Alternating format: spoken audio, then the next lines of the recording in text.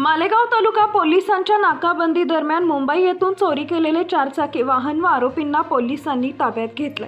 मुंबई पोलिसांकडून मालेगाव तालुका पोलीस ठाणे नाशिक ग्रामीण इथं माहिती प्राप्त झाली की मुंबई येथून चोरीस गेलेलं एक वाहन धुळ्याकडे जात आहे। त्यानुसार मालेगाव तालुका पोलिसांनी चाळीसगाव फाटा इथं नाकाबंदी लावण्यात आली होती।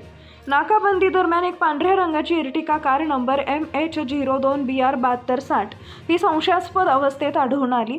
तसेच वाहनाचे ड्रायव्हर साईडचे काच फुटलेला असून वाहन डायरेक्ट करून चालवण्यात येत असल्याचं निदर्शनास आलं। वाहनाची तपासणी केली असता ते वाहन मुंबई अंधेरी परिसरातून चोरीस गेलेलं असल्याची माहिती मिळाली। सदर वाहनाची नंबर प्लेट बदलण्यात आल्यानं व त्याचा खरा क्रमांक MH47BB 5823 असा असल्याचं आढळून आले। तसेच वाहनाबाबत वर्सोवा पोलीस ठाणे मुंबई इथं गुन्हा दाखल आहे। वाहनासह 2 हर्षद अमजद अली खान वयवर्ष 30 राहणार उसळगड बिटवारा प्रतापगड उत्तर प्रदेश आणि फैज अकबर शेख वयवर्ष 50 राहणार अलीपूर जिल्हा मेरठ उत्तर प्रदेश या आरोपींना ताब्यात घेण्यात आलं आहे।